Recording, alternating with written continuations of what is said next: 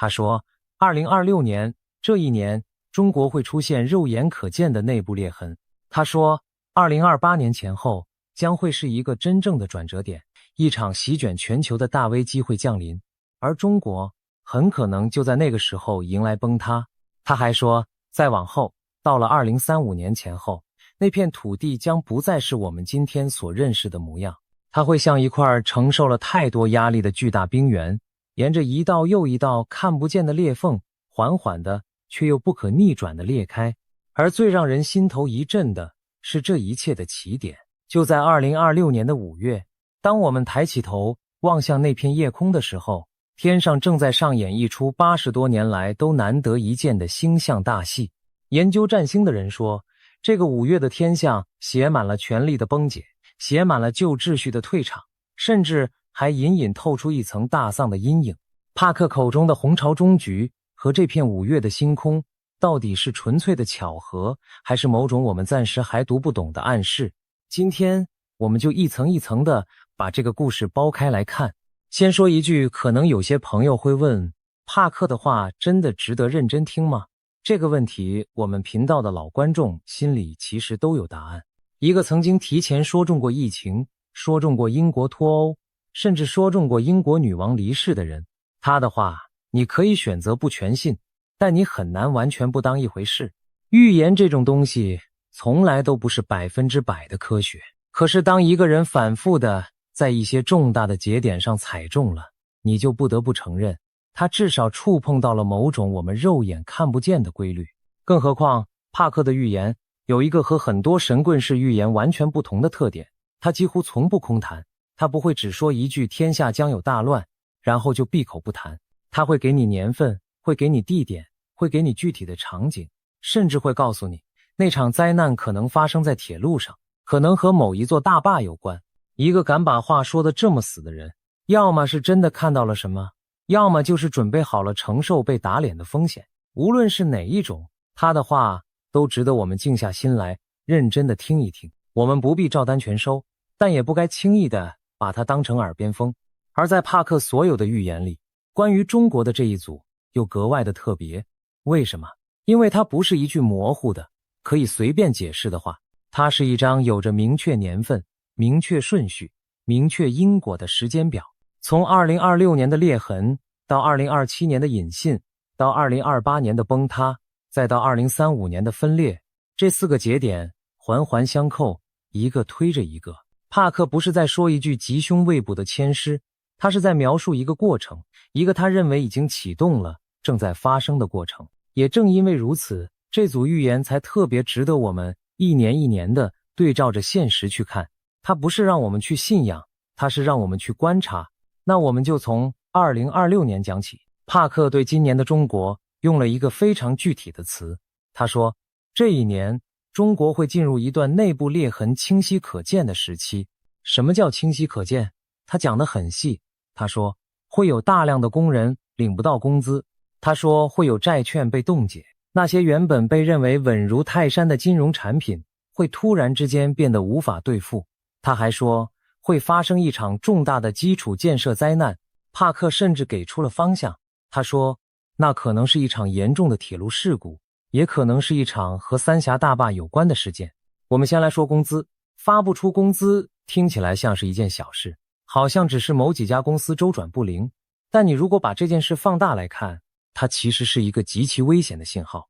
在一个正常运转的经济体里，工资是整个系统最末端却也最敏感的神经。一个老板可以拖欠供应商的货款，可以拖欠银行的利息，但他通常会把发工资这件事放在最优先的位置。为什么？因为员工就在他面前，因为人心一旦散了，公司就立刻垮了。所以当连工资都开始发不出来的时候，那意味着什么？意味着这家公司、这个地方，甚至这个系统已经把所有能拖、能借、能挪的办法全都用尽了。发不出工资是一个经济体开始失去知觉的征兆。再来说债券和那些被冻结的金融产品。过去这些年，那片土地上有无数普通家庭把一辈子的积蓄投进了各式各样听起来很安全的理财产品里，信托、理财、地产公司发行的债券，销售员拍着胸脯说，保本、保息，稳如泰山。可是帕克说，2026年，这些稳如泰山的东西会出现无法兑付的情况。你能想象那个画面吗？一个攒了30年前的家庭，某一天突然发现他们存进去的钱拿不出来了，不是少了一点利息，而是本金整笔被冻结。当这样的事不是发生在1-2个家庭，而是发生在成千上万个家庭身上的时候，那不只是金融问题，那是信任的崩塌。而一个社会一旦失去了信任，就像一栋抽掉了钢筋的大楼，外表也许还立着，内里却已经空了。然后是那场基础建设的灾难。帕克为什么会特别点出铁路，又特别点出三峡大坝？这2样东西其实都有很强的象征意义。铁路是那片土地过去几十年最引以为傲的成就之一，是速度，是现代化，是国家形象的招牌。而三峡大坝更是被当成某种国族意志的纪念碑，被宣传成人定胜天的证明。帕克把灾难的方向指向这2样最具象征性的东西。他想说的恐怕不只是一场单纯的意外，他想说的是，那些被当成骄傲、被当成丰碑的东西，内部可能早就出了问题。一场基础建设的灾难往往不是凭空出现的，它更像是一个被长期掩盖、被反复粉饰的隐患，终于在某一天以最惨烈的方式把真相砸到所有人面前。你把这几个画面放在一起看，发不出的工资，冻结的存款，崩塌的丰碑。帕克想说的其实不是某一件具体的灾难，他想说的是一种状态，一种表面上还勉强维持着秩序，底下却已经到处都是裂缝的状态。就像一面墙，外面刷着崭新的油漆，看上去光鲜体面，可是只要你伸手轻轻敲一敲，就会听到里面那种空洞的回音。而真正让人脊背发凉的是帕克对最高权力本身的那一段预言。他说2026年中国会有一位高层人物神秘地消失，或者神秘地离世。外界可能会看到一些模糊的、互相矛盾的消息，却很难拼出完整的真相。今天还在台上，明天就从所有的镜头里消失，没有解释，没有说法，仿佛这个人从来不曾存在过。而更关键的是，帕克说他预感到中国最高领导人的健康会出现肉眼可见的恶化。说到这里，他讲出了一句分量极重的话，他说这位领导人健康的衰退会亲手埋下未来中国分裂的种子。我们得停下来好好咀嚼这句话。为什么一个人的健康会和一整个国家的分裂扯上这么直接的关系？答案其实藏在这个体制最深的结构里。一个高度集权的体制最大的特点是什么？是所有的力量、所有的路线、所有的合法性，最后都汇聚到一个人身上。这个人就像一座大坝，大坝在的时候，洪水被牢牢挡住，下游的人甚至会渐渐忘记上游到底积蓄了多么可怕的水量。日子久了，人们会以为这片平静是理所当然的。可是一旦这座大坝出现裂缝，一旦他的健康开始动摇，所有原本被他挡住、被他压制的东西就会在那一瞬间全部涌出来。那些被压制了多年的派系，那些在一轮又一轮清洗里侥幸活下来却早已心怀怨恨的人，那些被一根绳子强行拧在一起，其实各有各的算盘的地方利益，他们都在等待，他们在等一个信号。而最高领导人的健康问题恰恰就是最危险的那一种信号，因为它代表着那座大坝，那个唯一的权力中心可能撑不了太久了。这里还有一个更深的问题，叫做接班。在一个权力高度集中的体制里，接班永远是最脆弱、最危险的环节。为什么？因为当一个人把所有的权力都收拢到自己手上的时候，他同时也就摧毁了任何可以平稳交接权力的机制。他不能容许一个明确的接班人存在，因为一个明确的接班人本身就是对他的威胁。于是整个系统就陷入了一个死结。掌权者在的时候，没有人敢谈接班，而一旦掌权者突然倒下，整个系统就会发现没有任何一套被各方都认可的规则可以决定下一个人是谁。那一刻留下的不是秩序，而是一个巨大的所有人都想扑上去的权力真空。历史上无数庞大的帝国不是亡于外敌，而是亡在这个真空里。我们这一集的标题里有2个字，叫做大丧。这2个字听起来格外沉重，但帕克的预言和这个5月的星象确实都指向了这个方向。所谓大丧，未必只是指某一个具体的人离世，它更像是一种象征，象征着一个时代的告终，象征着一种曾经被当成永恒、被当成天经地义的秩序走到了它的尽头。当一个体制把自己全部的合法性、全部的故事、全部的未来都死死地绑在一个人身上的时候，那个人就不再只是一个人了，他变成了那个体制本身。于是当他的健康开始衰退，当大丧的阴影开始悄悄笼罩，那要衰退的，那将要结束的，就不只是一个生命，而是整整一个时代。一场真正意义上的大丧，他哀悼的对象往往不是棺材里的那一个人，而是随着他一起被埋进土里的那一整套旧的规则。而最危险的时刻恰恰就在这场大丧的前后。在一个健康的政治系统里，一位领导人的离去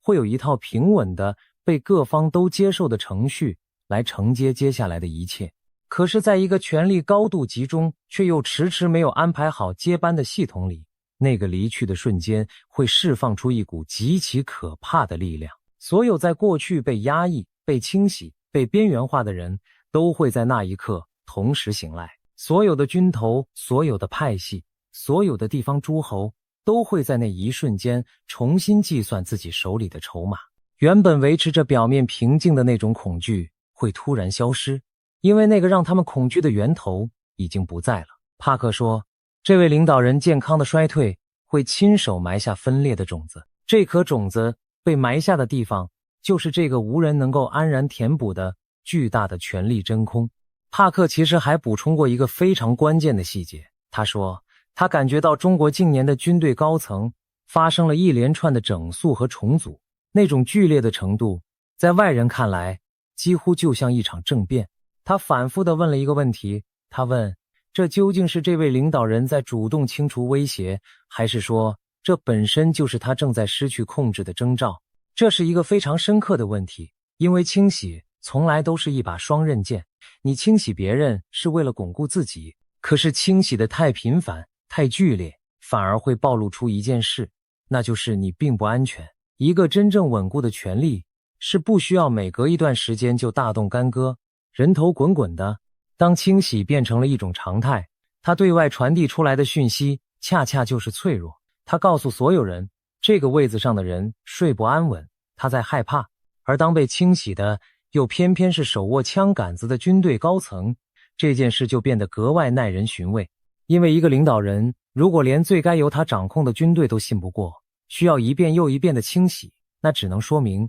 他和那支军队之间的关系已经出了很深的问题。所以你看，帕克描绘的2026年是这样一幅图景，最外面一层是发不出的工资和冻结的存款，是普通人的生计在崩；中间一层是一场惨烈的砸碎了国足丰碑的基础建设灾难，是公众的信心在崩；而最顶端那一层是一位健康正在衰退的领导人，是一位神秘消失的高官，是一支被反复整肃、人心浮动的军队，是权力的核心在崩。这3层从下到上，每一层都在裂，下面的裂缝往上传，上面的裂缝往下塌，最后就会在某个点上汇成一道贯穿整个结构的再也补不回来的大裂缝。这就是帕克所说的肉眼可见的内部裂痕。那么这个被反复提起的5月，这片5月的星空又在说些什么呢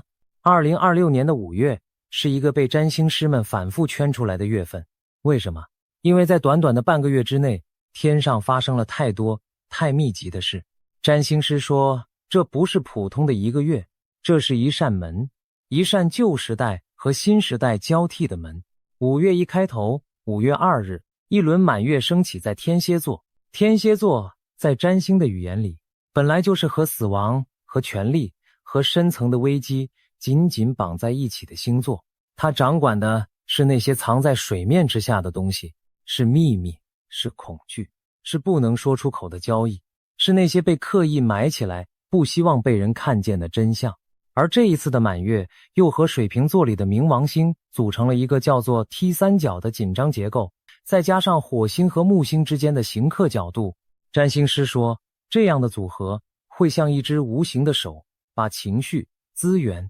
权力之间积压已久的矛盾一口气全部推到台面上。冥王星这颗星象征的就是彻底的瓦解和重生，他从来不在乎修修补补，他从不接受表面的和解，他要的是连根拔起，是把一个已经腐朽的东西彻底的、毫不留情的拆掉，然后才允许新的东西长出来。当天蝎座满月的光正正地照在这颗瓦解之星上，占星师说，那是一种危机被放大、被看见的时刻。原本藏着的，现在藏不住了；原本可以拖着的，现在拖不下去了。紧接着5月6日这一天，天上同时发生了2件事，一件是宝瓶座伊塔流星雨达到极大，夜空里会划过一道一道的光，而另一件分量就重得多了，冥王星在水瓶座开始逆行。占星师对冥王星逆行这一天的解读特别值得我们留意。他们说，冥王星逆行标志着那些和权力、和结构、和群体组织有关的议题会从向外推进转为向内崩解。很多看上去已经完成的、已经尘埃落定的改变会重新进入一个被反思、被回溯，甚至被推翻的阶段。你听出这里面的意思了吗？一个对外不断展示强硬、不断展示肌肉、不断宣称自己无比强大的力量，在这个5月之后被一股无形的星象之力逼着转过头来，面对自己内部那些早就该处理却一直被掩盖、被粉饰的问题。对外的扩张停下了，对内的清算开始了。曾经以为已经摆平的事重新冒了出来，曾经以为已经坐稳的位子重新开始摇晃。这不正好和帕克所说的那道由内而生的裂痕遥遥呼应吗？到了5月中旬，5月14日前后，土星与月亮相合，水星也来到了一个叫做上合的位置。土星在占星里是时间之神，是因果之神，是那个负责收账的角色。他从不讲情面，他只负责一件事，就是让每一个曾经欠下的债都在该还的时候一分不差地还清。当土星的力量被凸显出来，占星师说，那往往意味着一段清算的时期到了，过去种下的因要开始结出果了。我们可以这样去理解，如果说冥王星管的是彻底的瓦解，那么土星管的就是那一本清算的账本，一个负责拆，一个负责算。在这个5月，这2股力量几乎是同时被点亮的。占星师说，当一个政权在过去长年累月的欠下了太多太多的账，欠了人民的账，欠了真相的账，欠了那些被压迫者的账，那么当土星的力量被高高凸显出来的时候，就是这些账被一笔一笔翻开，被一笔一笔要求偿还的时刻。土星不会愤怒，也不会同情，它只是冷冷的把那一本厚厚的账本摊开，然后说，时间到了。而5月6日那一场划过夜空的流星雨，在许多古老的文化里，流星本身就被看成是一种征兆，是天上掉下来的讯息，是某种重大变动即将到来的预告。当一道又一道的光划破2026年5月的夜空，古人会抬起头，然后在心里默默地记下这一笔。然后是5月17日，这一天，天上又出现了一个极其罕见的景象，水星在这一天进入双子座，并且几乎在同一时间和象征着突变、革命、意外的天王星相遇。占星师特别的强调，请大家一定要把这个星象记在心里，因为这是80多年来水星第一次在双子座和天王星相合。80多年，这是一个什么概念？这意味着上一次出现这个天象的时候，整个世界正处在一场足以彻底改写人类历史的巨大动荡之中。那是一个旧秩序被打碎，新秩序在血与火里重新成型的年代。天王星是那颗专门负责打破旧秩序的星，它从不温和，它的方式永远是突然的、剧烈的，出乎所有人意料的。他最喜欢做的事，就是在一夜之间把人们以为坚不可摧、以为会永远存在下去的东西彻底的掀翻在地。而水星掌管的是讯息，是沟通，是消息的传递。当这颗掌管真相的星和那颗掌管巨变的星80多年来第一次在双子座撞在一起，占星师说，那预示着突如其来的消息，预示着被严密封锁的真相会在毫无预警的情况下冲破一切的封锁线，摊在所有人面前。而同样在5月17日前后，还出现了一个被占星师称为空王新月的金牛座新月。占星师说，这是一个力量无法真正启动的新月，一个看似是新开始，实际上却缺乏现实支撑的窗口。它影响的恰恰是货币，是农业，是资源，是能源。一个和财富和物质根基紧紧相关的星座，在这个5月，能量却被卡住了，发动不起来。这又像不像帕克所说的那个经济在失血，财富在冻结的2026年？而到了5月的下半个月，当火星离开白羊座走进金牛座之后，火星和冥王星之间又拉出了一道紧绷的刑克角度。占星师说，这个角度会让全球层面更容易出现强硬的对抗，更容易出现立场的撕裂，也更容易看到某些地区的风险悄悄的却又明显的升温。我们现在把这整个5月的星空从头到尾串起来看。月初，一轮照亮死亡与权力的天蝎满月，紧接着一颗开始向内瓦解、向内清算的逆行冥王星，然后是中旬，那个负责收账、负责清算因果的土星被高高的凸显出来。再来是一场80多年才一遇的，预示着真相将冲破封锁的水天相合，同时还有一个发动不起来的象征财富根基被卡住的空王新月。最后是月底那道象征着强硬对抗与立场撕裂的火冥刑克。占星师用了一个说法，他们说这个5月是新旧秩序交替最明显的一扇窗口。旧世界的人和规则还没有完全退场，但新的逻辑已经开始显现。旧世界的人还没有完全退场，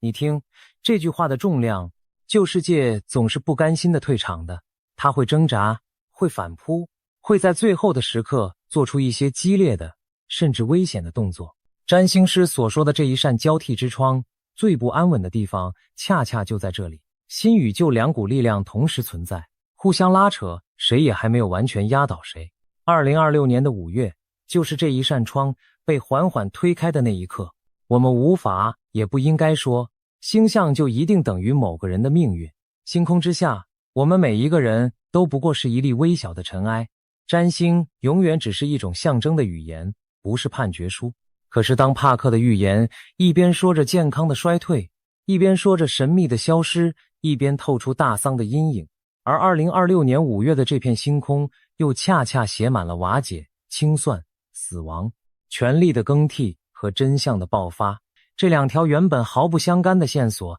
竟然如此精准地、如此紧密地在同一个月份里交叠在一起。这份巧合，无论你信不信预言，至少都值得我们认真地把它记在心里。好，我们把时间线往前推。帕克的预言下一个关键的年份是2027年。关于2027年，帕克的焦点落在了一个我们最关心也最揪心的地方——台湾。帕克参考了一部古老的预言典籍，也就是那部来自印度的纳迪叶。根据他的解读，他说在2026年之前，中国对台湾动武的可能性其实并不算高。可是到了2027年前后，这个风险会显著的、明显的升高。帕克为什么会这样判断？他的逻辑其实又绕回了我们前面讲过的那个核心——内部的危机。他说，当一个政权的内部结构变得不稳定，当经济在崩塌，当权力在动摇，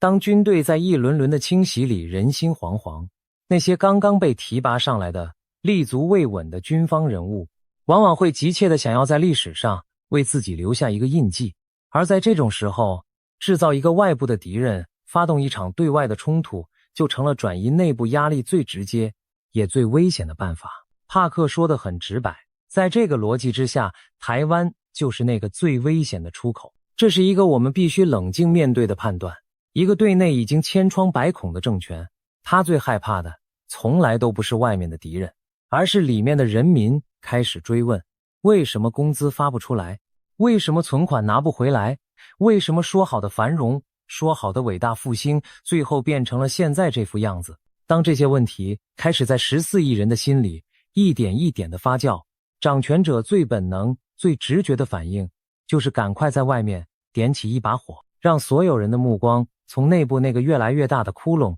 转移到外部的烽火上去，让愤怒从对着自己变成对着一个被塑造出来的敌人。这是人类历史上被反复使用、屡试不爽的一招。我们可以从历史里找到太多太多这样的例子。一个在国内陷入麻烦的政权，往往会突然在边境上挑起事端；一个把经济搞砸了的领导人，往往会突然发现一个必须立刻去对付的外部威胁，转移视线，凝聚仇恨，把人民从一个追问者变成一个支持者。这一套剧本几千年来几乎没有改变过。而对今天的那一个政权来说，台湾恰恰就是这套剧本里最现成也最方便的那一个角色。它被反复的、长期的塑造成一个必须被处理、必须被解决的问题。所以帕克的担忧并不是凭空而来的想象，它是建立在一个非常冷峻的政治逻辑之上的。当内部的火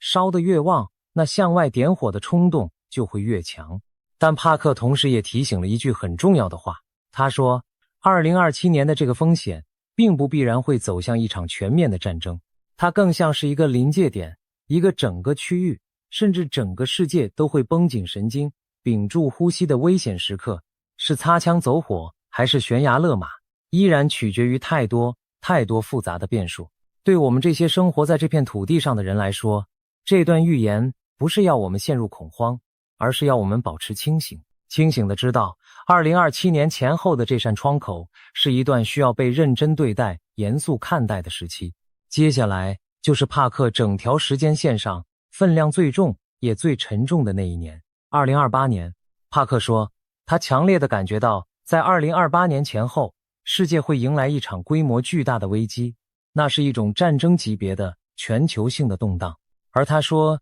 这很可能就是我们会看到中国崩塌的那个时刻。崩塌，这是一个很重的词，我们得把它弄清楚。帕克所说的崩塌到底指的是什么？帕克讲过一句让人印象很深的话，他说，他很早很早以前就感觉到中国不会是那辆永远向前、永不停歇的蒸汽火车。这句话其实一句就点破了一个被掩盖了很久很久的迷思。在过去的几十年里，这个世界上有太多太多的人相信，那个东方的庞然大物会一直增长下去，会永远强大下去。那种增长仿佛是某种不会中断也不可能中断的物理定律。经济学家这样说，政治家这样说，连街头巷尾的普通人也渐渐这样以为。可是帕克说，不，没有任何一辆火车可以永远的加速。当燃料烧尽，当铁轨出现裂缝，当驾驶室里的人开始为了方向盘而互相争吵，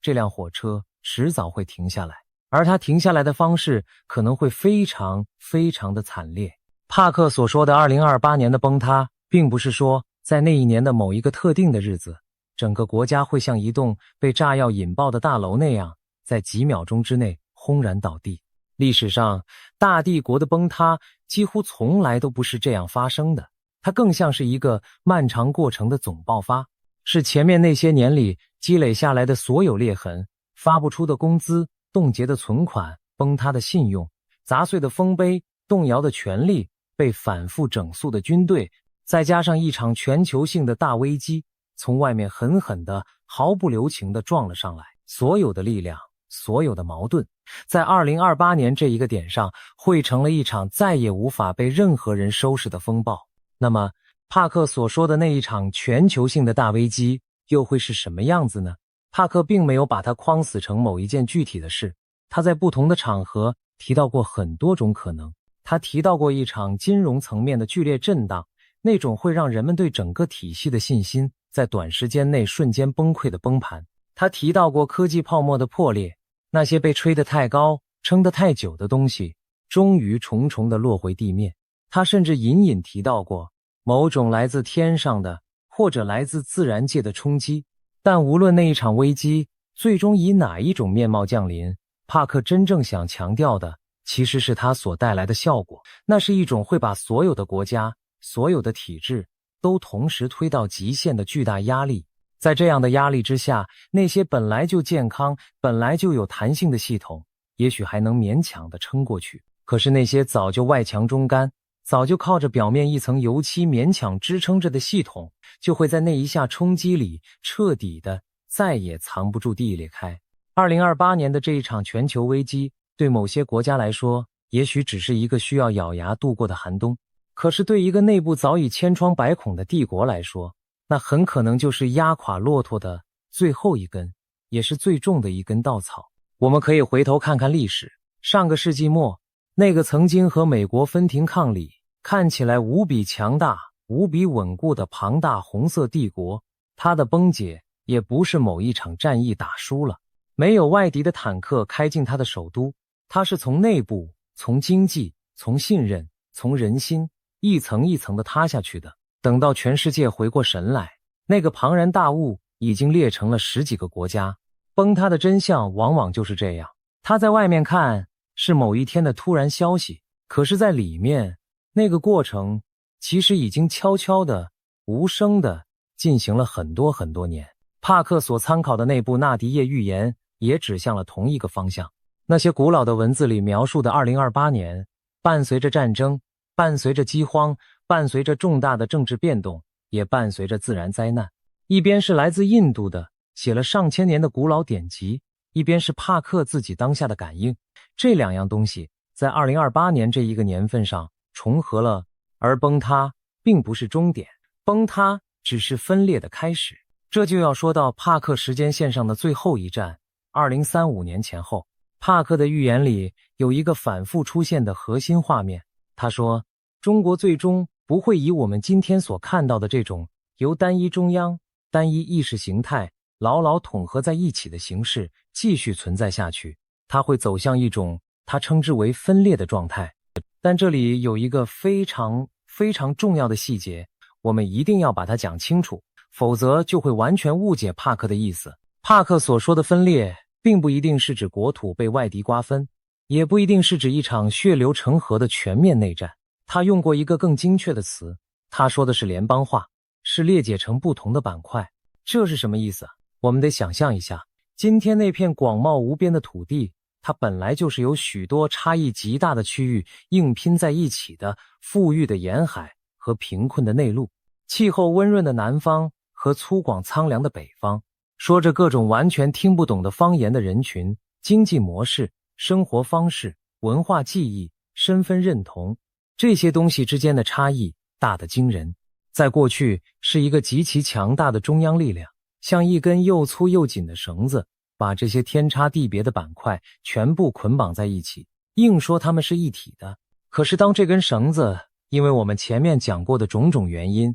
松了、磨损了，最后断了，那些被强行绑在一起的板块就会自然而然地根据自己的利益和认同重新去寻找自己的位置。帕克描述的2035年前后的图景更像是这样，一个庞大的、僵硬的、单一的帝国结构，慢慢的一块一块地裂解成若干个各自管理，彼此之间又因为现实的需要而保持着合作的板块。有的板块会走向更开放，有的会更保守，有的会更繁荣，有的会更挣扎。他们不再被同一个声音、同一种意志所统一。那一道从2026年的内部裂痕开始，经过2028年的崩塌而轰然加深的巨大裂缝，到了2035年前后，终于把这一整块大陆分成了好几片。其实，如果我们翻开那片土地几千年的历史，分与合本来就是它最古老的节奏，它从来就不是永远地大一统。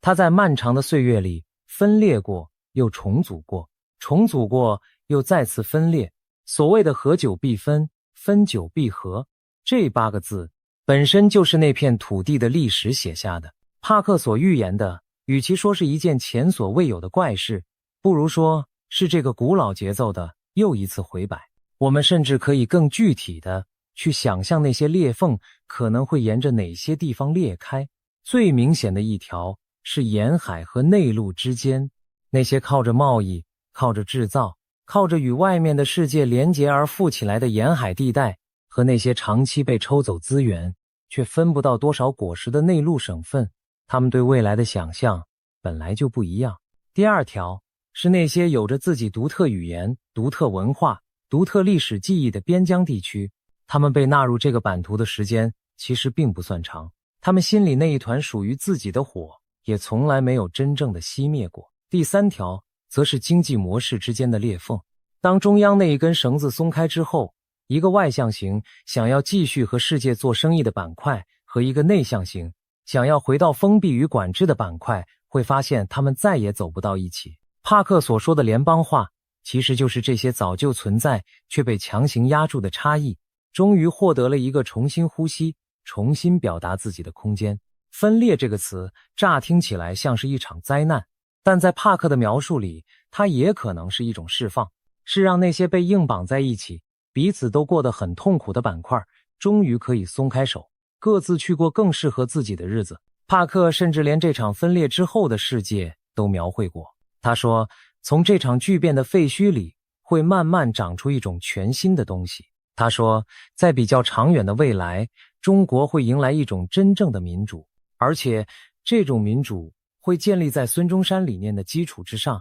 帕克认为，那会是一种民主与资本相结合的全新模式，它不只会给那片饱经苦难的土地重新带来希望，甚至还会反过来影响全世界其他的民主国家。这个说法特别的耐人寻味。孙中山这个100多年前就提出了三民主义，提出了民族、民权、民生的人，他的理念竟然在帕克的预言里绕了整整1个世纪的大圈，又重新成为了废墟之上的那块地基。100多年前，那场革命的火种曾经那样明亮的燃起，后来却被另一条道路覆盖、掩埋。而帕克说，那颗种子并没有真正死去，它只是沉睡了。历史有时候真的像一个巨大的圆，它绕了很久很久，最后竟然又绕回了最初的那一个起点。三民主义，民族、民权、民生。100多年前，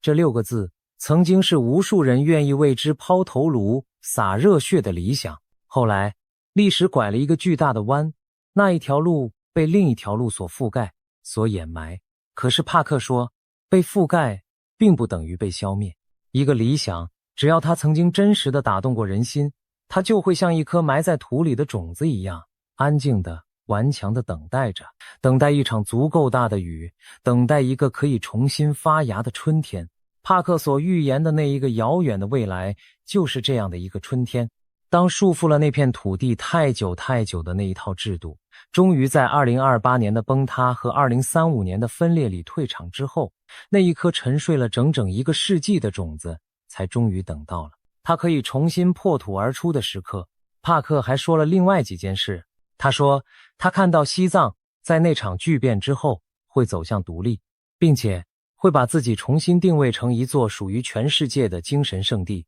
一个精神的国家公园。那片高原将不再是一个遥不可及、被紧紧封锁的地方，而会变成一座照亮世界的精神灯塔。他说，他预感到印度的经济会在长期的竞赛里最终反超中国，一个靠着年轻的人口、靠着庞大的内部市场、靠着另一种完全不同的发展节奏在前进的国家，会在那场龟兔赛跑的最后悄悄地跑到了前面。他还说，那片裂解之后的土地最终会和北方的俄罗斯形成一种彼此依存的联邦式的合作关系。两个都经历过巨变，都重新寻找自己定位的邻居，会在新的格局里重新找到一种相处的方式。我们不妨再多想一层，帕克所描绘的这一个未来世界，它的权力版图和我们今天所熟悉的已经完全不一样了。今天我们以为坚不可摧的格局，在那一张新的地图上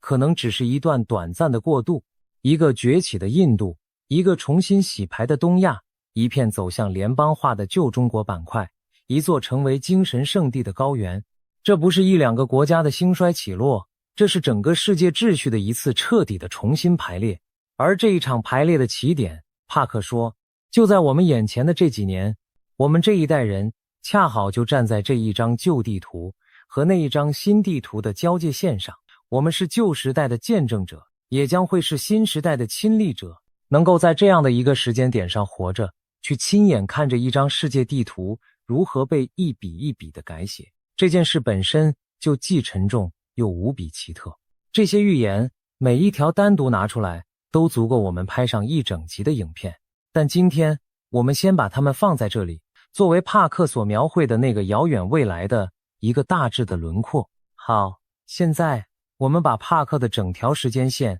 从头到尾再完整的走一遍。2026年，内部裂痕清晰可见，工资、存款、基建灾难，再加上最高层的健康危机与神秘消失，这是裂缝。2027年前后，台湾方向的风险显著升高，内部的压力向外寻找出口，这是隐性。2028年前后，全球性的大危机降临，中国迎来崩塌，所有的裂缝总爆发，这是断裂。2035年前后，那片土地裂解成若干个板块，走向联邦化的分裂，并在更远的未来迎来一种以孙中山理念为基础的全新秩序，这是终局，也是新生。裂缝、隐性、断裂、终局，短短几个字串起了帕克眼中一个庞大帝国最后的10年，而这一切的开场锣鼓恰恰就敲在2026年的5月，那一片写满了瓦解、清算、死亡、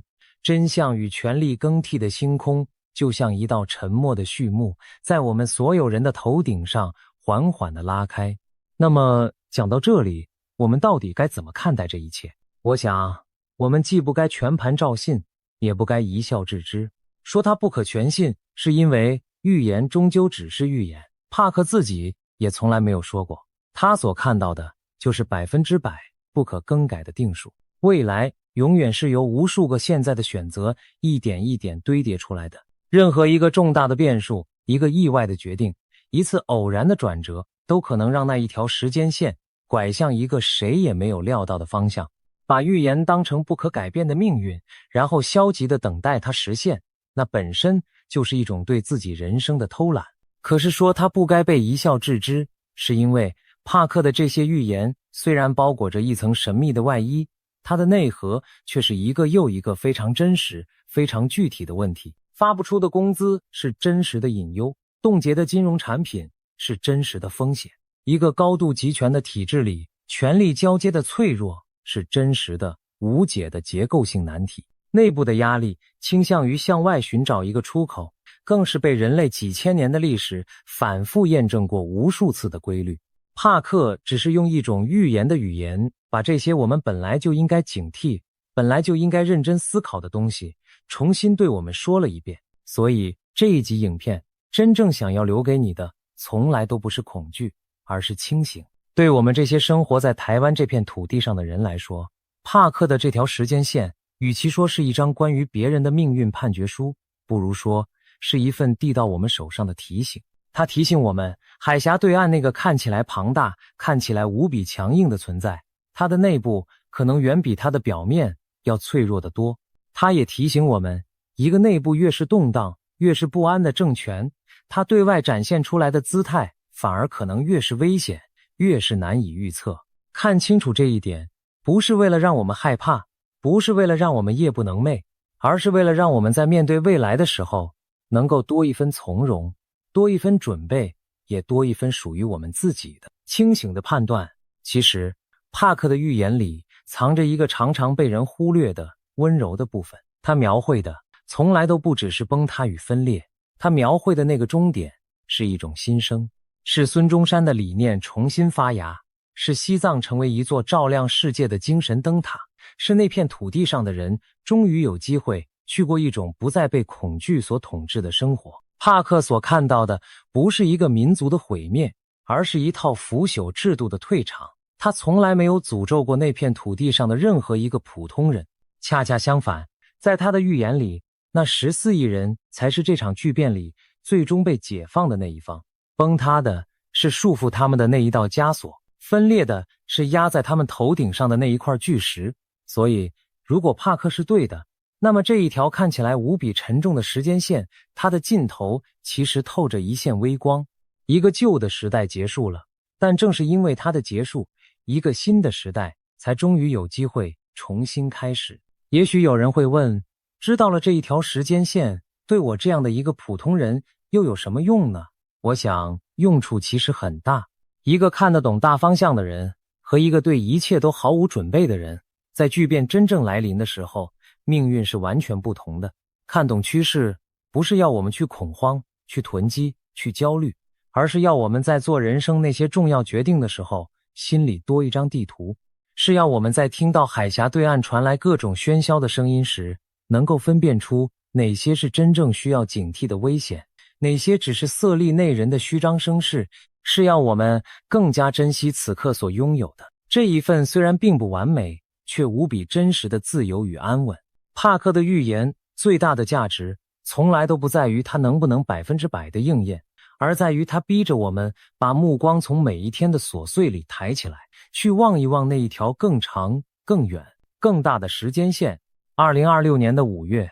那一片80多年难得一见的星空已经升起。帕克所说的那一道裂痕，究竟是会像他预言的那样，一年一年地不可逆转的扩大，最终在2035年前后，把那一块古老的大陆分成好几片？还是说，历史会在某一个我们完全意想不到的地方，悄悄地又一次地拐了一个弯？没有人能够给出100%的答案，我们能做的就是睁大我们的眼睛，安静的也坚定地看着这一条时间线，一年又一年地走下去。